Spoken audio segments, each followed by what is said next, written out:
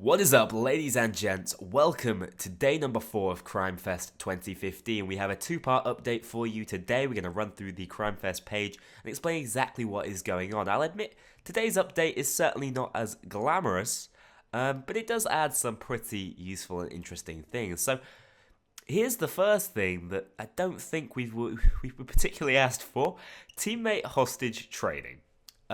Basically, the AI can now trade hostages to get you guys back in the game. What an obscure change. I think I now understand why they've made this change, actually. But let me run through. The team AI has been killing and reviving for a long time, and now it's time for an additional feature to help out players in need. Now, I do agree that the AI needed a buff. It needed to be more intelligent, and it probably needed a few more of the human's functions, just to make soloing a bit more of a pleasurable experience. However, this was not the buff we were asking for. But let me explain it. Overkill has an explanation here, and I'll just read it straight through. The team AI can trade players from custody if all players are in custody and there is only one team AI left alive. This can happen during both assault and control phase, as long as a hostage has been taken by the players. During the assault phase, players can be traded by the team AI after a timer has ended. The timer starts for the first player who went into custody when the last player goes into custody. During the control phase, players are traded instantly by the team AI, so if the AI survives the assault, the first player who went into custody will be traded instantly. I can't imagine this is going to have a big impact on anybody's game. First and foremost, it's rare to play 3-man with one AI, but let me explain why I think this has been done. This is something that's been known to happen to me. I've been in a really long heist, let's say day 3 of Firestarter, and I'm doing it on Death Wish Pro Job. And you're on day 3, everything's going well, but 3 of you get down by a cloaker. You know, not much you can do about that at the end of the day. Cloakers can just surprise you no matter how long you've been playing the game. Then your third player instantly disconnects. You know, his router goes out. And suddenly you're stuck with an AI. The AI is unable to revive you because he was getting glitched out all over the place by tasers. And sadly, the AI is not able to bring any of you back once you go to custody, so the heist just ends. I think it's designed to avoid that situation from occurring. What this basically means is as long as the AI is alive, the heist will not end, so your friend has a chance to try and get back in, or the AI can rescue the mission. And that's the only explanation I can really see as to why they added this. There must have been a bunch of people complaining about this, but I don't know any of them. So no, I was slightly bemused by that change. Not something I think we could have ever predicted, but we did predict that something was going to go on with Crime.net, and I think this is exactly what needed to go on with Crime.net. I initially said it may be some furthering of an anti-cheat system, but upon further thought, who really wants to unlock a better anti-cheat system that should probably already be in the game for, you know, their special Crimefest rewards? This is a much more appealing reward. So now you have additional options for setting up and filtering lobbies in Crime.net. If you create a lobby, you can tag it with a preferred tactic if you want stealth or loud. This can make it easier to find players that also want to use that tactic for a heist.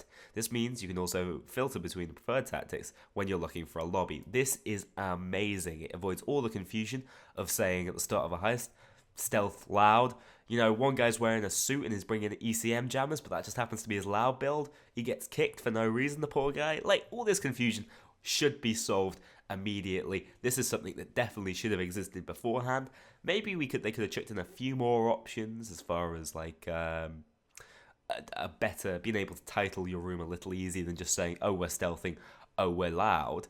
You know, you might want to say that we're looking to complete all the heists on Overkill, all the heists on Death Wish. You know, we're looking to go through so many. But, you know, that's all stuff that may be improved in the future. Right now, this is exactly what we needed to see. Just to clarify everything much easier. It will make matchmaking a much smoother and streamlined process. Okay, so here's the second thing I wanted to discuss with Day 4's update. I'll be honest, Day 4 is rather underwhelming.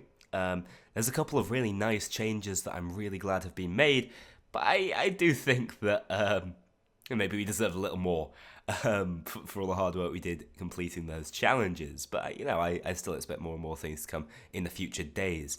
But what we have is a first statement, I would say. So, Crimefest is the busiest event all year. For months, we've worked very hard making this content, and during the event itself, we work day and night to make sure we get the content out to you during Crimefest itself. We're testing a new update every day to make sure that it works and can be released. We've read a lot of your feedback. We're aware that there are those of you who are unhappy or concerned about the black market update. That sounds like rather an understatement. Once Crimefest and all its content is out, we'll discuss this with you along with the other new features that were added.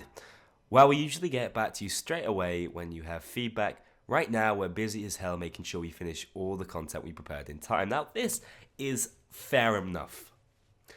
Apart from one thing.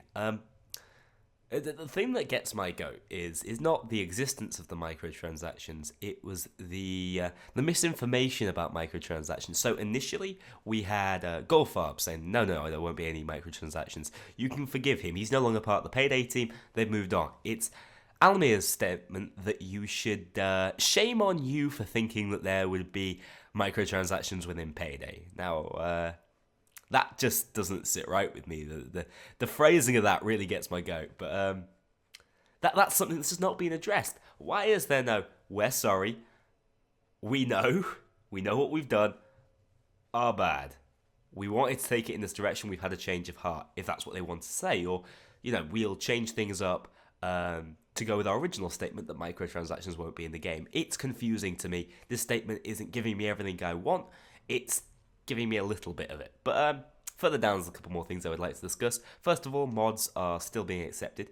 That's not a problem, but right now I wouldn't recommend having loads of mods installed because updates are happening constantly. Some of these have been quite complex, like the black market, and they may have changed things as far as mods functionality is concerned.